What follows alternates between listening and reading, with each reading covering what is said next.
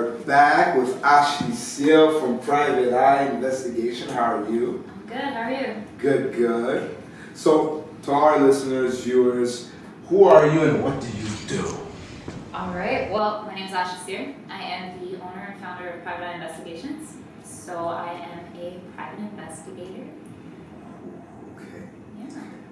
I can't believe I'm sitting beside a private investigator. You know, the last time I encountered, I can say because I don't actually know the person, was watching Keeping Up with the Kardashians, and Kim Kardashian was investigating stuff. She's actually pretty good at doing it. She's actually pretty good. I don't know if you do watch the Kardashians, but she's really good at investigating. I mean, she can get into people's voicemails, like not being in the same room as a person type thing. She's really good. But so we checked out your website, and from what we understand, it says that you're raised in an intelligence environment. So tell us more about your investigation background and what led you to it.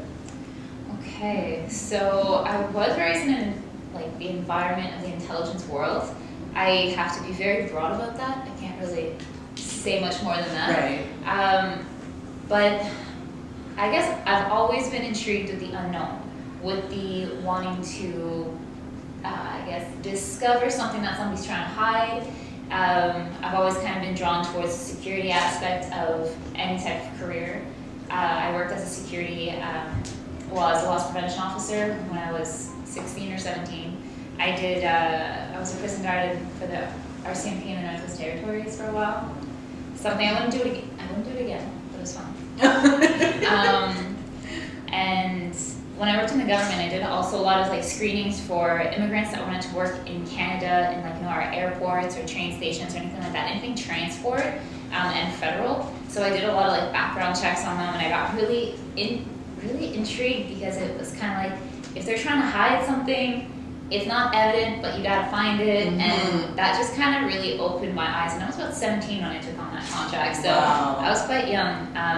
And I guess doing mundane other tasks and other jobs just really made me believe that my passion was in investigating somehow. Okay. So, speaking about investigation, Ashley, Yes. how was your first investigation like? So, what was it? Okay, so that's interesting. So my very first case with this company was an infidelity case of all things, right? Very cliche, but I loved it, and I loved the fact that that's what it was, because prior to that, I had no experience in infidelity prior to what you see on TV or, what you think it really means. But this particular case, it was, a married couple. They've been together for over 30 years. They have 4 grown children. And that's when you kind of put into perspective what people are really capable of. So I was able to now see on one hand, what somebody could do to their vows, to their family, to their children, what risks they're willing to take for their own pleasure. So it was an eye-opening experience. It was long shifts. I didn't have staff at that time. This was my very first case there. I was all excited, but it was 12 hours a day in a vehicle, following somebody around to try to see if it's true, if it's not, what they're doing. Finally, it was true. It's very unfortunate, dealing with clients that are crying and children that don't know what's going on. And to the target, you're the world's worst enemy because you found out the truth. But then it really made me also realize that I don't want to do infidelity cases again. I take them on, and I have employees that handle it now. But I'm a hopeless romantic, right? Yeah. So being able to see what somebody's willing to do to somebody else for their own benefit, their own gain, breaks my heart. I hate seeing that. I hate telling my client, this is what's, what I saw, or these are the pictures, or these are the videos, and then I don't deal with that very well, so my employees handle it. But what if someone says, I want Ashley to do it? Then I'll do it. Okay. Definitely. It's just not my preference. We still have to be able to separate ourselves from the environment we're in as PIs, right? So whatever I see, I can't get emotionally attached. I can't be biased. I have to really, I'm not me. In that moment, I'm playing the character of a private investigator, but I'm not me emotionally. But when you go back home, that's when it's different because everything gets real. You're writing the reports, you're looking at the pictures, and that's when you're like, oh my God, why can this person do this? Or, why would they even want to? Wow. So, but if they want me to do it, by all means, of course I'll do it. But yeah. Situations when, for example, certain cases are true, and you break it down. Is there still like a disbelief from, I would say, like the clients that no, it's still not true? Have you ever encountered situations like that?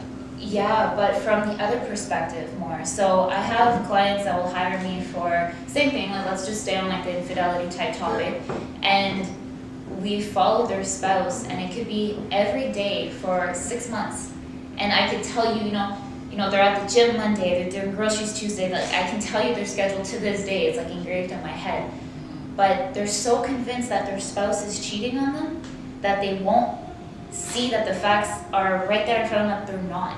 Like they can't, and in their head they're like, no. But then certain cases that I've had like that though, like you start looking into it and then you realize that your client's hiding something, not your target, right? So then it's like, okay, then I have to sit down with my client and make them understand that your wife or husband's not doing anything wrong. I can't, I'm not gonna take any more of your money. Like this is it, like I can't. But know that your guilt is what's eating you up at this because you're the one that's turning it around and you're the one that's doing him I can't believe this is a thing. Wow. It's so crazy. What? So insane. So someone would turn it around. They're literally turning around because of their way. But in a way, isn't it like not wasting your time? It's wasting our time, it's wasting their money, but at the end of the day, like, we don't know the answer until we know the answer. Yeah. So if it could take us a weekend to find out somebody's doing something, but it could also take us 6 months, right? Because that one day we're not doing surveillance, it could be the one day that they're cheating, so that's why we're on them for so long, and then like the social media, that like everything. Wow. And it's like, there's really nothing going on. But then we gotta wonder, well, why is our client willing to spend so much money and like losing sleep over this? But then it's realizing like, okay, it's not what we think it is. It's something completely different. So as they're paying me to kind of figure something out. So sometimes I do what they don't think I'm gonna do in order to find the answer, which was that case. Wow. Wow. She's gonna catch you either way, guys. So, I mean... Like, it's only a matter of time, to be honest with you. Seriously. Sit back and relax. What are some top skills one should have to be a good investigator? Are there any tricks you can share with our viewers and listeners? Okay, so tricks. Know your technology. Be good with your phone. Don't be naive. Be good at social media. One second, what does that mean to do with your phone? Well, there's a lot of things that can happen with your phone that you don't know about, right? Like if somebody wants to hack into your phone, they can have the ability to have access to your camera or your mic without you even realizing that somebody can listen and see what you're doing or saying. So if you've got something to hide or you got people that, really want in on you, well, figure out your phone. Same thing with your laptop, like the little camera on your laptop. If your laptop's open 24/7, you don't realize somebody could be watching you the whole time. You know what I mean? Like, it's just know your technology, know your surroundings, anything that has an in and out kind of connection. So, that and GPS devices and all that kind of stuff, everything is hackable. Everything is hackable. And people are so good at it. It's insane. There's 12-year-olds that can hack your phone. What? Same thing with social media. Like, there's so many scams now. Don't be naive. Don't be ignorant either. But don't be naive to, like, the scams that people send you emails and it's like, oh my God, is that you? Click this. And then then now somebody now has access to your Facebook account. Now has access to, so know your stuff. And that happens way too often. I have so many fraud cases where it's exactly that. Or catfishing. Those on Instagram or Tinder or Facebook. Any of They're that. like that one profile picture just had Facebook 3 days ago. Yeah. But it could be more than that, right? Like I've seen cases where this person takes on this identity to a point where it's surreal. You think that it's them. They will call you on the phone, everything. And it turns out to be somebody halfway across the world, masking their voice, whatever it is, but they their life depends on really screwing up somebody emotionally. The distress. Yeah. I know people have so much time to waste. Isn't that so much work though? Don't you get exhausted? Like you're Brendan, but you're Brendan, but you're really not Brendan. You're like Jacob. That's so stupid. Or Barry. Oh my gosh. That's insane. Yeah. That's insane. So that would be really the tricks. It's just know your stuff. Don't be naive. Skills also, be really good at decision making. Be quick on your feet. You don't have to be the most intelligent person, but think outside the box. So if it's like a puzzle, right? Mm-hmm. It's everything that we do. It's literally we gotta find a missing piece to this puzzle.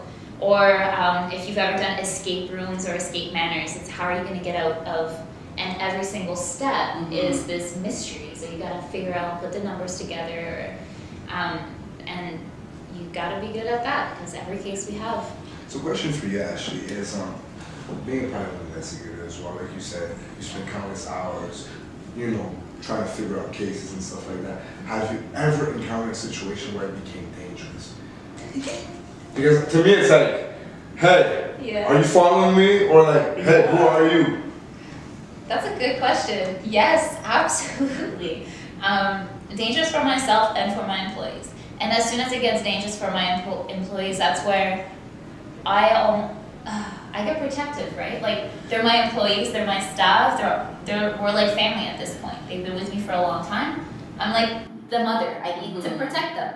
So about last summer, probably the most dangerous summer of them all, but my employee almost got ran off the road by somebody at Target. Well, they weren't our target, but our target ended up getting in her vehicle and tried to run her off the road, and that got really dangerous really fast because it was in an area that something could have happened and nobody would have known for a very long time. So that was dangerous, and the honking and the screaming and so that was fun to be at. I'm glad that I was there.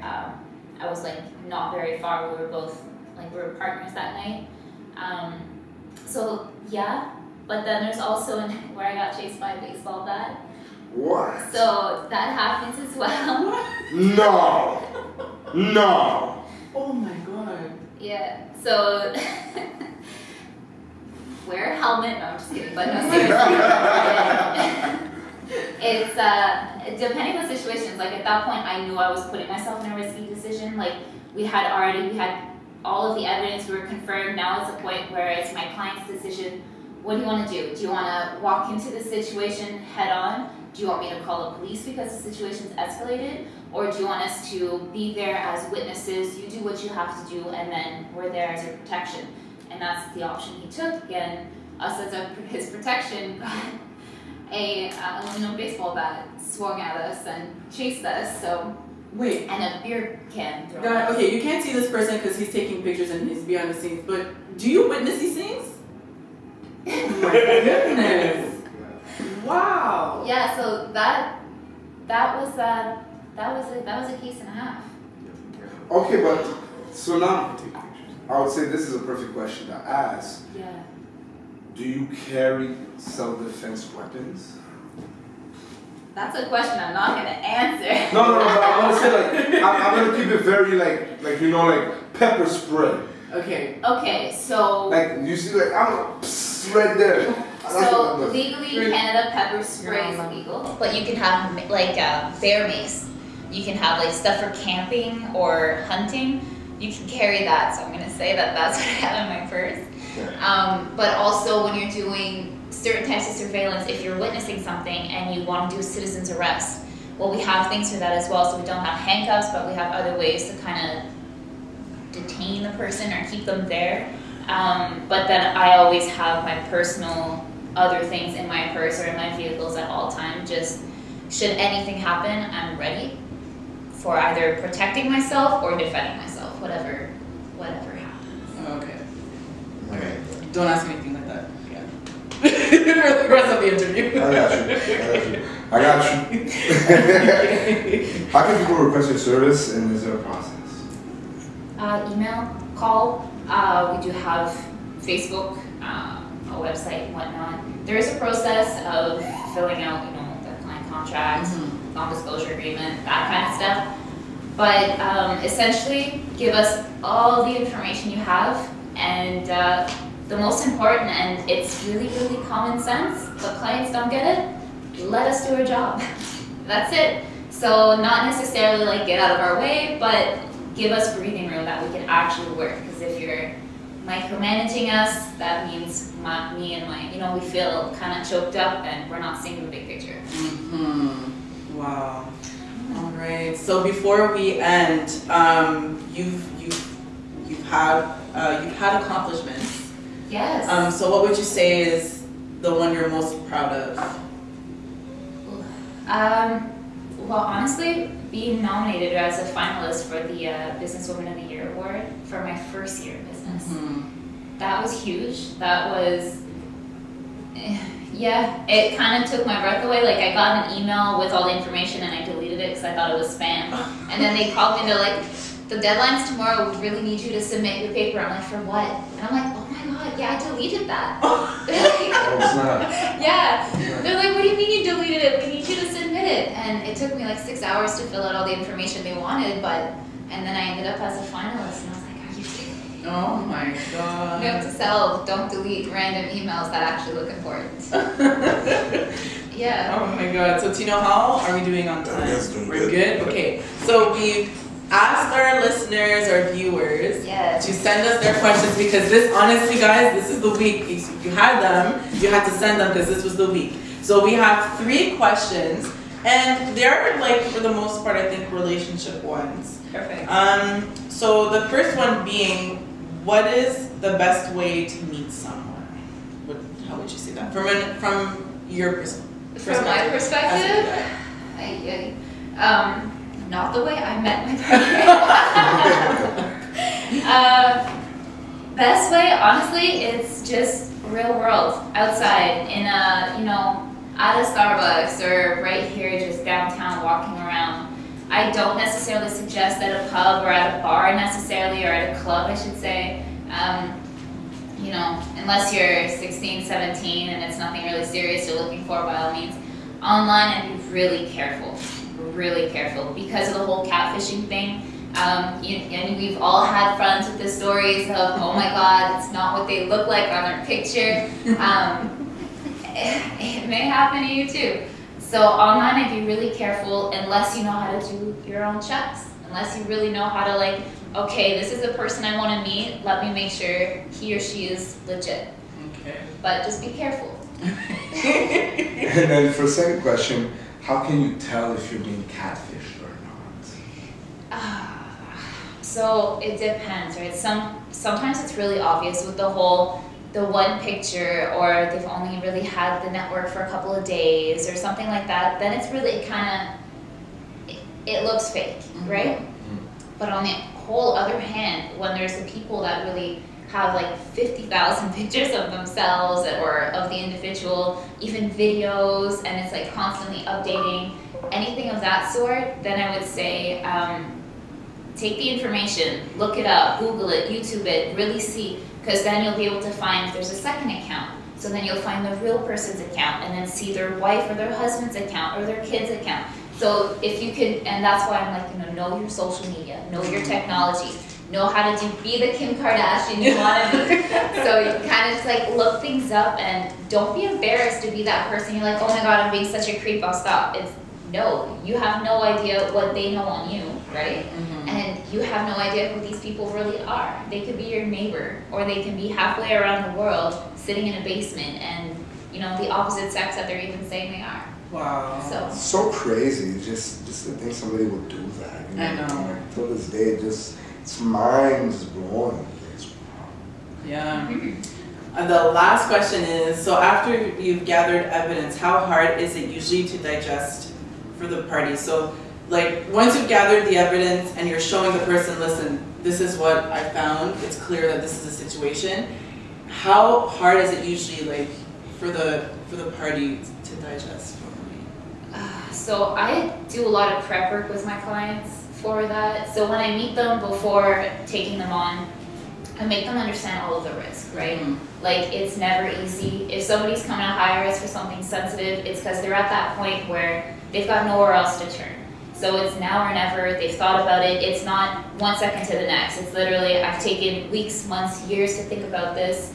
I think I'm ready now. So I test them when I talk to them and make them realize to what point, what extent they're ready. Do they want to, if it's like still staying on like the relationship topic, do you want pictures? Do you want me to just tell you what I'm seeing? Do you want to see it? Do you want a video? And if they're like, no, I want pictures, I want to see. Okay, just know that you'll never be able to erase that picture out of your head. Know that, right? And then, so whenever like I make them realize, and I always take pictures regardless, and so back up in case they change their mind, but then it's really realizing to what capacity can you emotionally handle the evidence I'm going to show you. And then when I actually come to doing it, they're ready for it, they're more calm for it, they're stressed. 3/4 of my clients cry, like men or women, they're there, they're emotional, they're vulnerable, so they end up crying, but thell never get mad at me because, heck, I'm just a messenger, right? Yeah. Like, they hired me to find that information, so they saw it coming. But now I'm their best friend because I'm the only person in the world that knows their situation. So now at that point, I'm their shrink. So I'm talking them through it, I'm giving them guidance, like numbers they can call if, they feel depressed or anything like that. Finding out your spouse of 30 years has been cheating on you for 17, let's just say. You know what I mean? Like, that's a hard pill to swallow. So that can put somebody's entire life into perspective. So we really like to ease them into everything that they have to, so that way it's not a bomb I'm dropping on them. It's literally like, I've prepared you for the news you're getting. Are you ready? And if they're not, I won't give them everything right away. And it's just like, okay, call me when you think you're ready. And I kind of give them updates as I go throughout the process as well, so it's not a surprise. It's not like, okay, hi, I haven't spoken to you in 2 weeks now. He's cheating on you, But I would like to say a fun fact that's really kind of depressing, especially for whoever's listening. Women cheat more than men. That's a stat. I've been saying this for years. Yes. For years. I told you, because, see, now you activated me. I'm so active. It's mental, and I've been saying it. Guys, and people say, and I'm going to break down cheating, okay? I'm going to break down cheating. This is years of me doing this, knowing it, understanding it. Men cheat because they just cheated. As blunt as it sounds, as idiotic as it sounds, men cheat because they just cheated. But there's no emotional attachment, there's nothing. Women cheat because of an emotional, spiritual connection that happened with another person. And that's why guys, this is for real, this is why guys say, hey, I'm okay with you having guy friends. However, I don't want you to talk to this guy. Why do you think specifically a man is going to say that? Because they know that if, for example, let's say, I don't know, situation, your man knows me, we're friends. However, if he says, hey, I don't want you to talk to that person, it's because he knows the danger of that. He knows what that guy can do is to get into your heads. It's a game. So carry on. I got emotional for it, but like I'm dead ass. Because I swear to God, the day I get married, this finger's gone, retired, I will not cheat. So you're cheating right now? No, that's what I'm saying. I'm just saying, like, when you get married, like, it's strength. I'm retired officially from the game. Yeah. Oh my goodness. And that means, like, looking at a shorty walk by and you can't move the neck,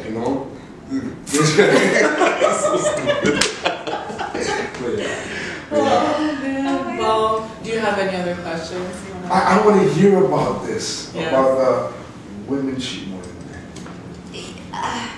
As much as it was hilarious listening to your little rant, it's true. It's absolutely true. Women are emotional creatures. We need to feel loved. We need to hear that we're loved. We need to be appreciated. We need that. So as soon as it's kind of lacking from one end, we're going to find it somewhere else. Not everybody's like that. There are some people that are extremely loyal, hands down, but nowadays social media's made it way too easy to reach out and get what you're lacking, right? So the attention seeking, the snapping somebody that's not your spouse, all of that kind of stuff. That's increasingly, well, it's devastating to know how much it's increased since all of this kind of stuff made it easy. But women, you're right, we're emotional. We don't just seek sex. Men, it's a physical thing. It's a get it out of your system once. It does happen, like I said, that they have like long-term relationships or completely separate lives. That does happen. But yeah, women tend to cheat more, and it's not a one-time thing. It's they have a relationship on the side. Oh. Mm-hmm. Wow. That's being general as well, but yeah, for the most part. And for guys, have you encountered guys that have relationships on the side as well, and not just sex only? Yeah. And what do you think leads up to that? Is it because the spouse they're with, I guess it's not emotional, or? So I've seen it from two angles, and I've lived it. So I've had partners where their husbands were cheating on them, had a full-blown relationship with another woman, but it's another woman, the target's much older, woman's much younger. So the mistress, your typical mistress seeking, you know what I mean? And it goes to the men's ego. So that's another thing where men, if you can kind of flop their ego, rub it the right way, they like it, right? But then the wife doesn't do that anymore. And the wife has gotten older, doesn't look as attractive, and that's just the facts of aging. So there are some men that will kind of pull them in. And it could be as simple as a new assistant at work, you know what I mean? Like a 23-year-old walking through the door and flaunting her stuff, and next thing you know, they're having late night lunch or, dinner meetings and whatever, and so on and so forth. But then it could also be living a whole other life in their head where they never got over the previous relationship, right? So that happens a lot at our age, where somebody's going to get out of a relationship fast enough, get into another relationship, and then realize, I never got over my ex. This is kind of a fling, or however you want to call it. And then you realize, or then they realize, then they start talking to their ex more, and they're hiding it. They're deleting the conversations on their phone, whatever the case may be. Then they start seeing the ex. And then, so that also happens a lot with men too. Is because it takes longer for men to realize what they've lost once it's gone. Whereas women, we realize right away. Like, shit, we screwed up. We lost something good. And it hurts us right then and there. Whereas men, it takes a bit longer to realize to what extent it hurts. Wow. And what they've lost. Actually, I could talk to you the whole day. Yeah. But I got one last. Okay, make it quick though, because we're almost up So, to time. with that being said, right, they say women move on quicker in a relationship. Like for example, a girl can date you, but they know it's done. It's only a matter of time. Except for guys, it takes time, right? So, is it true that girls, they just do that one solid crying, and after they're done crying, letting it all out, it's done? See, I think women, we say that, but it's not true. Like, if you're really in love with somebody, as much as you can move on, you can know that you're not meant to be together, you will still have that love for that person, regardless if it was 3 months later, 4 relationships later. That individual will always be in your heart or in your head at some point in time. So as much as it's true, we'll do the solid cry, we'll do the whatever it takes, the calling a million times, the venting, the repeating the same story a million times over, and then it's done. And then it could take 3 days, it could take 2 weeks, but it's done. But we will never we'll never stop thinking about them, or we'll never, pain will, but it's not overwhelming like it was. So we can kind of just put it to the side. All right. So where can people find you on social media, your website, all that? Facebook, Private Eye Ottawa. Private Eye Investigations. Website is www.privateeyeottawa.com. Or they can also find us on LinkedIn. Same thing, Private Eye Investigations. Email or call. Okay. Well, that was Ashley Sale from Private Eye Investigations. Thank you everyone who sent your questions. It was fun to have them answered. Do you have any last words? No shout outs. Thank you guys. All right, guys. We're going to take a short break. Thank you again for coming, and we'll be back soon.